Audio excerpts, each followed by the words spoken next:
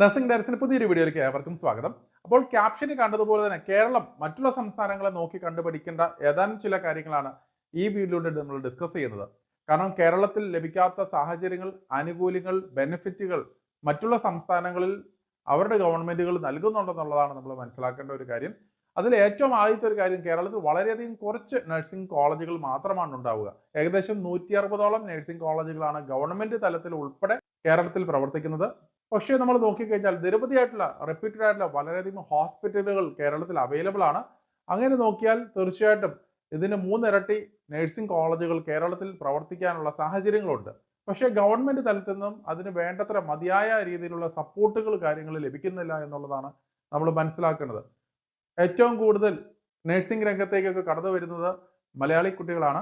അപ്പോൾ കേരളത്തിൽ വളരെ ലിമിറ്റഡ് സീറ്റുകൾ ആയതുകൊണ്ട് തന്നെ അന്യ സംസ്ഥാനങ്ങളിലായിട്ടുള്ള തമിഴ്നാട്, കർണാടക, ആന്ധ്ര തുടങ്ങിയുള്ള സംസ്ഥാനങ്ങളിലാണ് അത് ആശ്രയിക്കുന്നത്. നമ്മൾ നോക്കിക്കഴിഞ്ഞാൽ ഓരോ വർഷവും വലിയൊരു തുകയാണ് കേരളത്തിൽ നിന്നും മറ്റുള്ള സംസ്ഥാനങ്ങളിലേക്ക് എഡ്യൂക്കേഷൻ പർപ്പസിന് വേണ്ടി മാത്രമായിട്ട് വിനിയോഗിക്കുന്നത്.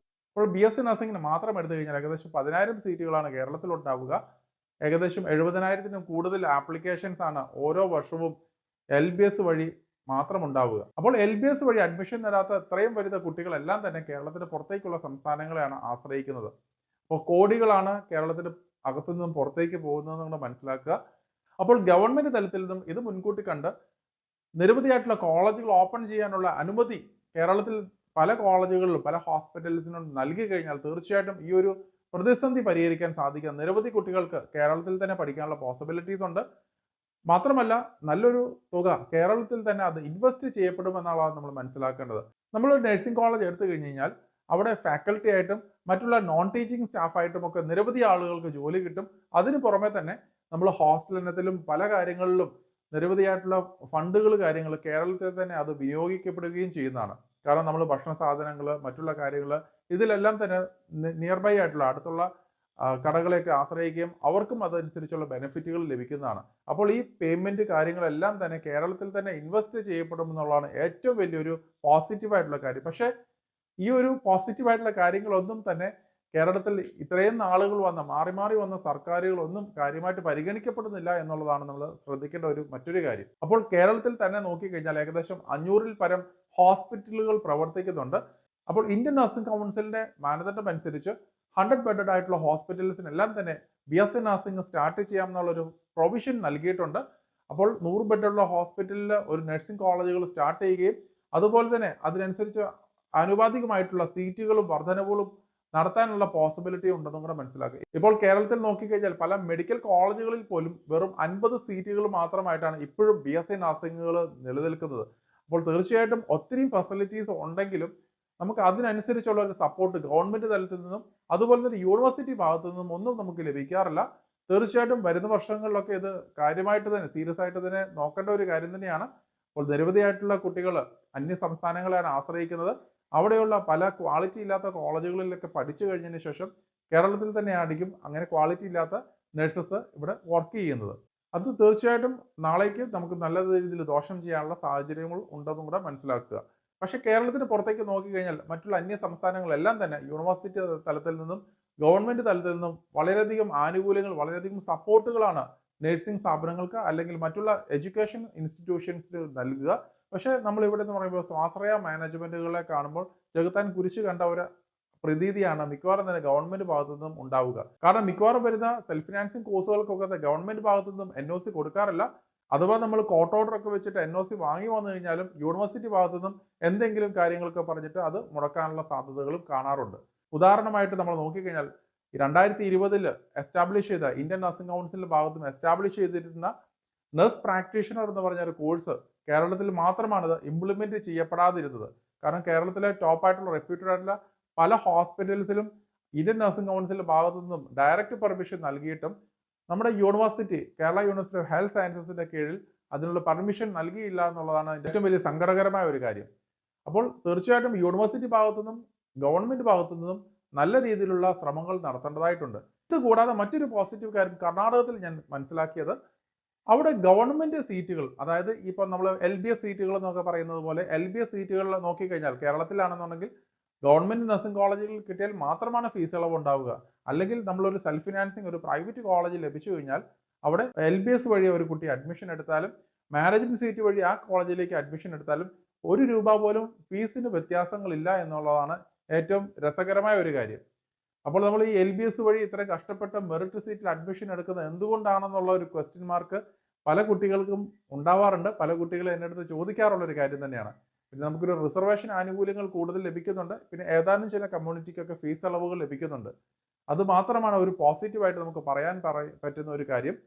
പക്ഷേ നമ്മൾ കർണാടകത്തിൽ നോക്കിക്കഴിഞ്ഞാൽ അവിടെ ഗവൺമെന്റ് സീറ്റുകൾക്ക് വളരെ തുച്ഛമായിട്ടുള്ള ഫീസിൽ പ്രൈവറ്റ് കോളേജിൽ പഠിക്കാമെന്നുള്ളതാണ്.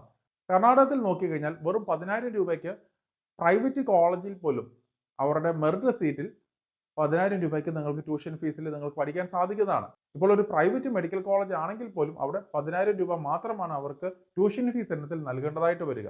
അത് മാത്രമല്ല KCET എൻട്രൻസ് എക്സാംസ് ഒക്കെ 2 വർഷം മുന്നേ തന്നെ അവർ സ്റ്റാർട്ട് ചെയ്തിരുന്നു. കാരണം ഇന്ത്യൻ നഴ്സിംഗ് കൗൺസിലിന്റെ ഭാഗത്തു നിന്നും നോട്ടിഫിക്കേഷനുകൾ നമുക്കറിയാം, ഓരോ വർഷവും കേരളത്തിൽ പലതവണ നോട്ടിഫിക്കേഷനുകൾ വന്നുകൊണ്ടേയിരിക്കും. പല പ്രാവശ്യവും വാർണിങ്ങുകൾ കാര്യങ്ങളും ത്രെട്ടുകൾ വന്നുകൊണ്ടിരിക്കും. എല്ലാ പ്രാവശ്യവും അടുത്ത വർഷം ശരിയാക്കാം അടുത്ത വർഷം ശരിയാക്കാം എന്ന് പറഞ്ഞുകൊണ്ട് തട്ടുന്നതല്ലാതെ ഇതുവരെയും എൻട്രൻസ് എക്സാമിന്റെ കാര്യത്തിലോ അല്ലെങ്കിൽ ഒരു കോമൺ എക്സാംസിന്റെ കാര്യത്തിലോ ഒന്നും ഒരു തീരുമാനം ഉണ്ടായിട്ടില്ല. പക്ഷേ കേരളത്തിൽ ഒരു സ്കീം പോലെ ഒരു ടൈപ്പ് ഓഫ് എക്സാം ആയിരുന്നു ഈ പറയുന്ന കർണാടകത്തിൽ നടന്ന KCET എൻട്രൻസ് എക്സാം. അപ്പോൾ ആ KCET എൻട്രൻസ് എക്സാം ആണ് അവർ BSc നഴ്സിംഗിന്റെ ഒരു എൻട്രൻസ് പരീക്ഷ എന്നുള്ള രീതിയിൽ ഒരു മാനദണ്ഡമാക്കി നൽകിയിരിക്കുന്നത്. പക്ഷേ അവിടെയും കുറച്ച് ലൂപ്പ് ഹോൾസ് കൊടുത്തിട്ടുണ്ട്. KCET എൻട്രൻസ് എക്സാം ഇല്ലാതെയും മാനേജ്മെന്റ് സീറ്റ് വഴി അഡ്മിഷൻ എടുക്കാം എന്നുള്ള സാധ്യതകളും അവിടെ കൊടുത്തിട്ടുണ്ടായിരുന്നു. അപ്പോൾ എന്തു തന്നെ ആയാലും നല്ല രീതിയിലുള്ള ഒരു ഫീസ് വർധനവാണ് ആ KCET എൻട്രൻസ് എക്സാം നടത്തിയത് കൊണ്ട് അവർക്ക് ലഭിച്ചിരിക്കുക. കാരണം അവരുടെ ട്യൂഷൻ ഫീ ഇനത്തിൽ എന്ന് പറഞ്ഞാൽ 1,40,000 രൂപ ട്യൂഷൻ ഫീ ഇനത്തിൽ കൊണ്ടുവന്നിട്ടുണ്ട്. മാനേജ്മെന്റ് സീറ്റുകൾ, അതായത് അതർ ദാൻ കർണാടക സ്റ്റുഡൻസിനെല്ലാം തന്നെ ആ ഒരു ഹ്യൂജ് എമൗണ്ട് ആണ് ട്യൂഷൻ ഫീ ആയിട്ട് നൽകേണ്ടതായിട്ട് വരിക. പക്ഷേ അവർ മെയിനായിട്ട് പ്രൊട്ടക്ട് ചെയ്ത ഒരു കാര്യം, അവരുടെ കുട്ടികൾ കർണാടക സ്റ്റുഡൻസിന് മാക്സിമം ഫീസ് കുറച്ചു നൽകുക എന്നുള്ളൊരു പോസിറ്റീവായിട്ടുള്ള കാര്യമാണ് ഞാനിവിടെ കാണുന്നത്. തീർച്ചയായിട്ടും നമ്മുടെ ഗവൺമെന്റും ആ ഒരു കാര്യം പ്രത്യേകം ശ്രദ്ധിക്കേണ്ട ഒരു കാര്യങ്ങളാണ്. കാരണം LBS വഴി മെറിറ്റ് സീറ്റിൽ അഡ്മിഷൻ എടുക്കുന്ന സെൽഫ് ഫിനാൻസിങ് കോളേജുകളിൽ അഡ്മിഷൻ കിട്ടുന്ന കുട്ടികൾക്കും തീർച്ചയായും എന്തെങ്കിലും ഒരു ഫീസ് ആനുകൂല്യങ്ങൾ നൽകേണ്ട ഒരു പോസിറ്റീവായിട്ടുള്ള ഒരു കാര്യം തന്നെയാണ്. ഏകദേശം 8 വർഷം മുന്നേ ഒക്കെ ആണെങ്കിൽ നമ്മൾ കേരളത്തിൽ പോലും LBS വഴി അഡ്മിഷൻ എടുക്കുന്ന കുട്ടികൾക്കും മാനേജ്മെന്റ് സീറ്റ് വഴി അഡ്മിഷൻ എടുക്കുന്ന കുട്ടികളുടെ ഫീസുകൾ തമ്മിൽ നല്ല വ്യത്യാസങ്ങൾ ഉണ്ടായിരുന്നു. പക്ഷേ ഇപ്പോൾ നിലവിലത്തെ സാഹചര്യത്തിൽ ഒരേ ഫീസാണ് നൽകേണ്ടതായിട്ട് വരിക. തീർച്ചയായിട്ടും വളരെ രസകരമായ ഒരു കാര്യമാണ്. കാരണം ഒരേ ഫീസിലാണെന്നുണ്ടെങ്കിൽ ഇത്രയും കഷ്ടപ്പെട്ട് എന്തുകൊണ്ട് നമ്മൾ മെറിറ്റ് സീറ്റിൽ അഡ്മിഷൻ എടുക്കുന്നു എന്നുള്ള ഒരു ക്വസ്റ്റ്യൻ തന്നെയാണ്. അപ്പോൾ ഒരേ ഫീസിൽ തന്നെ നമ്മൾ എന്തുകൊണ്ടാണ് മെറിറ്റ് സീറ്റിൽ മാനേജ്മെന്റ് സീറ്റിൽ അഡ്മിഷൻ എടുക്കുന്നത് എല്ലാവരുടെയും ഒരു ക്വസ്റ്റ്യൻ മാർക്ക് തന്നെയായിരിക്കും. ഒരു പക്ഷേങ്കിൽ കോളേജ് മാനേജ്മെന്റുകൾ പറയുന്നത്, കാരണം നമുക്ക് ആകെപ്പാടെ കുറച്ച് സീറ്റുകൾ മാത്രമാണ് കേരളത്തിൽ അനുവദിക്കപ്പെടുക. അപ്പോൾ അത്രയും കുട്ടികളുടെ അടുത്തുനിന്ന് ഫീസ് വന്നു കഴിഞ്ഞാൽ ആ ഒരു ഫീസ് വെച്ച് കോളേജ് റൺ ചെയ്യുക, കാരണം ഇത്രയും സാലറിയും കാര്യങ്ങളും എല്ലാം കൊടുത്ത് റൺ ചെയ്യുക എന്നുള്ളത് വളരെ ബുദ്ധിമുട്ടുള്ള ഒരു കാര്യം തന്നെയായിരിക്കും. ശരിയാണ്. പക്ഷേ ഗവൺമെന്റ് തലത്തിൽ അതിൻ്റെ ഉള്ള നടപടികൾ എടുക്കുകയും നമുക്ക് ഇവിടെ നോക്കിക്കഴിഞ്ഞാൽ ഏകദേശം 200-300 ബെഡഡ് ആയിട്ടുള്ള ഹോസ്പിറ്റൽസിലൊക്കെ വെറും 40 അല്ലെങ്കിൽ 50 സ്റ്റുഡൻസിനെ മാത്രമാണ് ഇൻടേക്കായിട്ട് നൽകുക. അപ്പോൾ കൂടുതലായിട്ടുള്ള പ്രൊവിഷൻസ് ഉണ്ടെങ്കിൽ, തീർച്ചയായിട്ടും ഫെസിലിറ്റീസ് ഉണ്ടെങ്കിൽ, തീർച്ചയായിട്ടും അതിനുള്ള ആനുപാതികമായിട്ടുള്ള സീറ്റ് വർധനവ് ഉണ്ടെങ്കിൽ ഈ ഫീസിൽ കുറവുകൾ വരുത്തുകയും അപ്പോൾ കൂടുതൽ കുട്ടികൾക്ക് അതനുസരിച്ചുള്ള ബെനിഫിറ്റുകൾ ലഭിക്കുകയും ചെയ്യുന്ന ഒരു കാര്യം തന്നെയാണ്. എന്തിനായാലും നമുക്ക് മുന്നോട്ട് ശുഭാപ്തി വിശ്വാസത്തോടെ തന്നെ നിൽക്കാം. ഇപ്പോഴും ഗവൺമെന്റും മാനേജ്മെന്റും തമ്മിലുള്ള അടിയും കാര്യങ്ങളൊക്കെ നടന്നുകൊണ്ടിരിക്കുന്നേ ഉള്ളൂ. ഇതുവരെയും ഫീസ് വർധനവിന്റെ കാര്യങ്ങളും യാതൊരു ഡിസ്കഷനുകളും ഗവൺമെന്റ് ഭാഗത്തുനിന്നും അതുപോലെ തന്നെ മാനേജ്മെന്റ് അസോസിയേഷൻ ഭാഗത്തുനിന്നും ഒന്നും നൽകിയിട്ടില്ല. എന്തു തന്നെയായാലും വരുന്ന ദിവസങ്ങളിൽ കൂടുതൽ അതിന്റെ ക്ലാരിറ്റി ലഭിക്കുമെന്ന് പ്രതീക്ഷിക്കാം. അപ്പോൾ വരുന്ന വർഷമെങ്കിലും ശുഭാപ്തി വിശ്വാസത്തോടെ നമുക്ക് പ്രതീക്ഷിക്കാം. അതായത് ഒരു വ്യത്യാസം കേരളത്തിലെ സാഹചര്യത്തിൽ ഉണ്ടാവും. നിരവധിയായിട്ടുള്ള കോളേജുകൾ ഓപ്പൺ ചെയ്യാനുള്ള സാഹചര്യങ്ങൾ തുറന്നു വരും. അതുപോലെ തന്നെ നിരവധി ഉള്ള കോളേജുകൾ, എക്സിസ്റ്റിംഗ് കോളേജിൽ തന്നെ സീറ്റ് വർധനവുകൾ നൽകാനുള്ള പ്രൊവിഷൻസ് യൂണിവേഴ്സിറ്റി ഭാഗത്തുനിന്നും ഗവൺമെന്റ് ഭാഗത്തുനിന്നും നടക്കട്ടെ എന്ന് ആശംസിച്ചുകൊണ്ട് മറ്റൊരു അപ്ഡേറ്റുമായി ഉടൻ തന്നെ കാണാം. നന്ദി.